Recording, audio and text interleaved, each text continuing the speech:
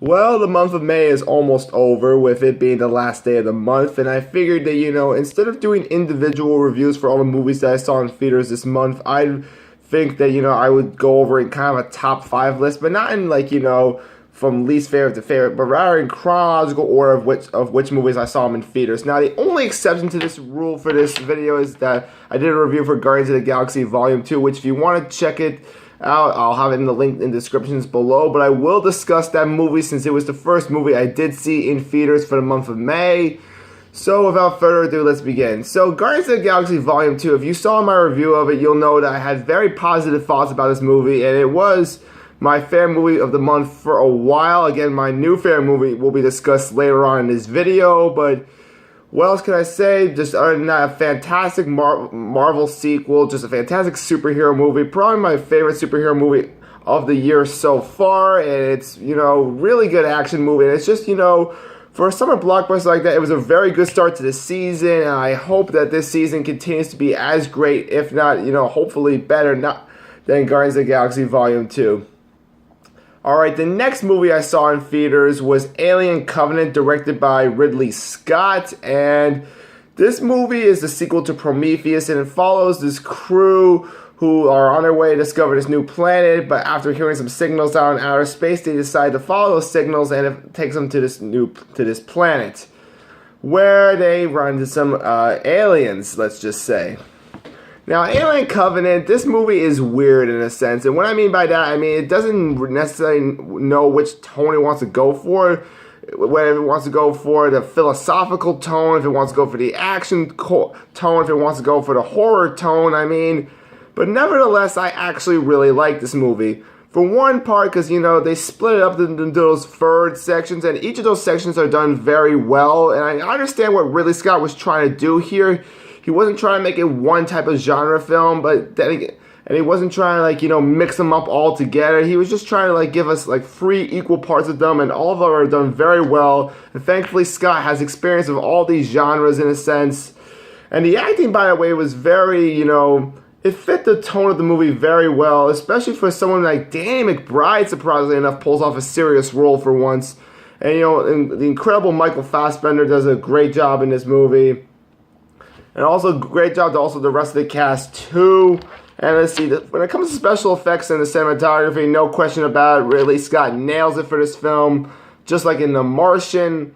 Now, I'm not saying this film is as good as The Martian, and that's for sure it isn't as good, but again, it was going for a different angle for it. And yeah, this movie, it is honestly one of the most bloody movies I've seen in my entire life. It is super gory in this movie. So yeah, I would give it about an 8 out of 10, so I would overall recommend it, but it's still not my favorite movie of, of May. Not saying it's terrible, I actually pretty much like it, but I don't know, some people may like it better than I did, but we'll just have to see.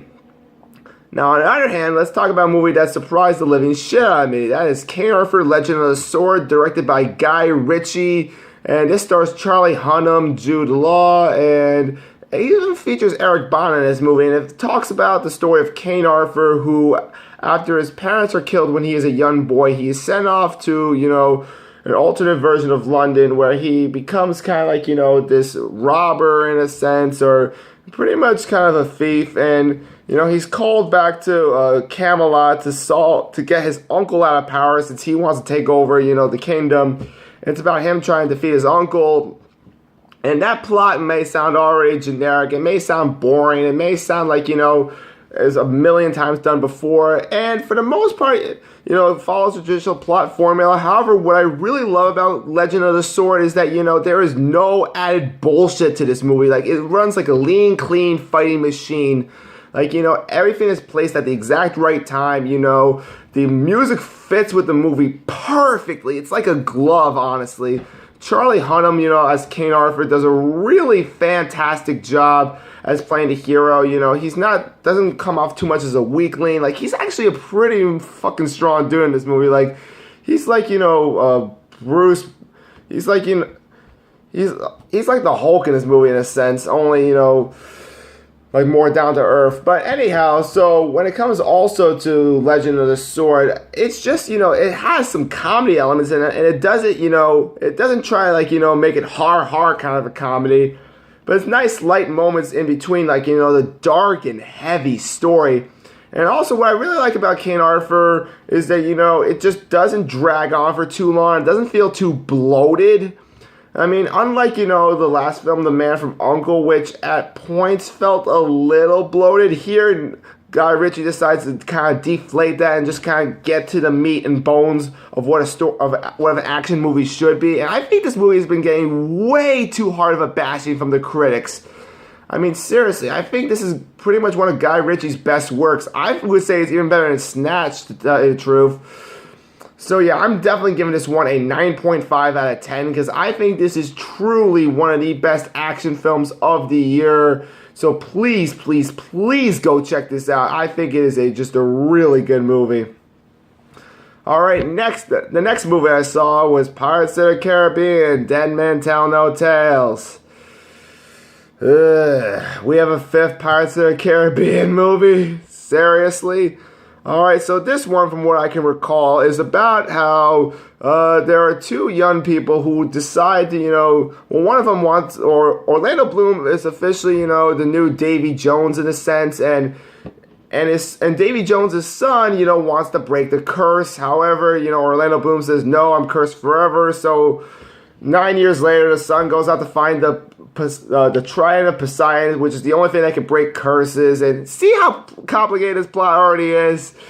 So anyhow, so then he meets up with this lady who's looking for the same Trident. Meanwhile, Jack's trying to get his redemption by trying to get the Trident since there are these ghost pirates that are after him.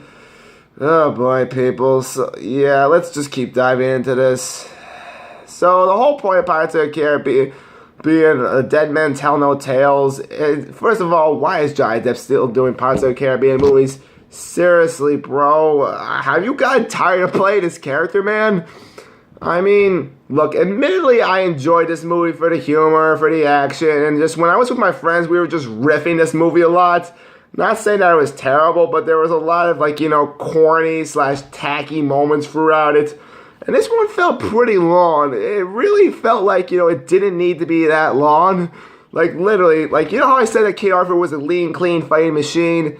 That can't be the same for Dead Man Tell No Tales. This one has a lot of filler in it. And, a decent amount of the jokes work in this movie. However, there are times where it's just like, why'd you put that in there? Really? Is it special effects heavy? Yes, it is. I mean, this isn't as bad, as the last one. I don't even know what it was called. But, yeah, I don't even know what it's called, the last one. That's just how bad the fourth one was. Let's just call it the fourth one. But yeah, Dead Men Tell No Tales, it's not as bad as the fourth one, but it's still not up to, Dead Man's Chest, let's just say. And, Jeffrey Rush does a good job in this. Javier Bardem does a good job. Johnny Depp, I mean, he did a decent job, but I feel like he's just, doing this just for the paycheck. He's not doing this just for fun anymore.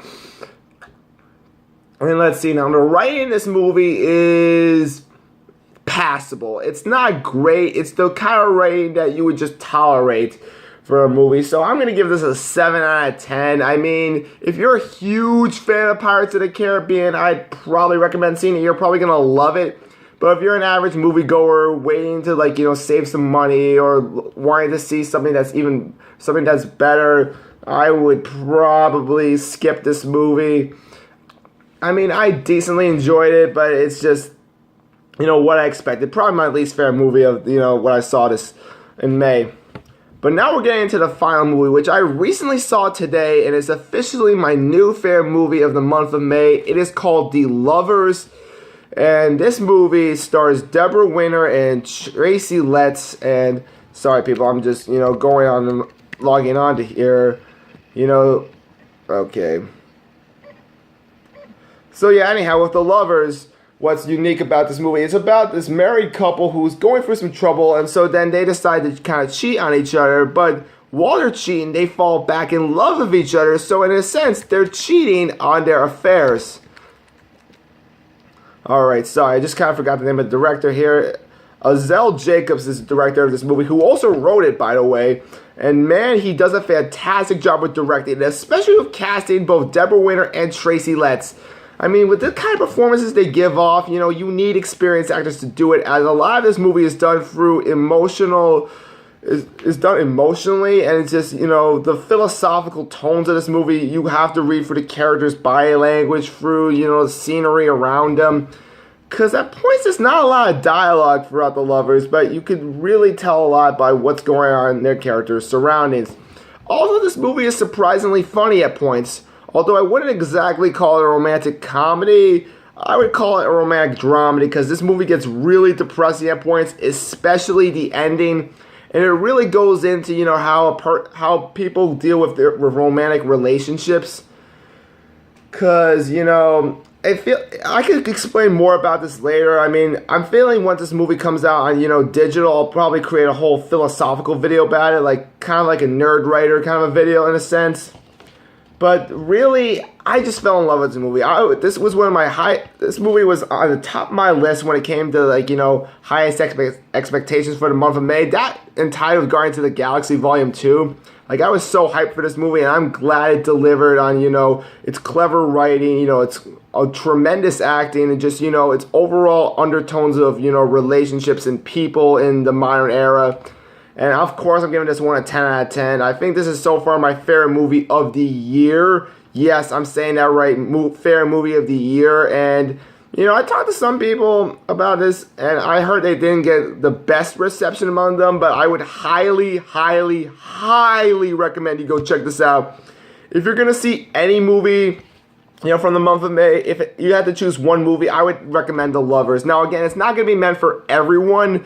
Again, you have to be kind of an experienced film goer or know a decent amount about life in order to see this, because it does get into kind of some complicated areas. And again, you know, you have to really check for body language, and you really have to kind of check for subtext in this movie, because it doesn't really explain everything about it. Like, for example, you don't really know why the characters fall into their affairs. You just kind of go with it. But I like it better in that sense, because, you know, life doesn't always give you answers, and sometimes the best part about a movie is not knowing what's going on, so it keeps you more into it. So yeah, that was my list of the movies for the month of May. Hopefully you guys enjoyed it very much. Please let me know if you've seen any of these movies in the comments down below. And for the month of June, I'm actually going to do more individual reviews. So yeah, to keep something different again. So yeah, stay tuned for my Wonder Woman review on Saturday. And now, instead of it being a traditional review like this, I'm actually going to be doing something a little bit different. So stay tuned for that. Till again, this is White Rice signing off, and see you people around. Bye.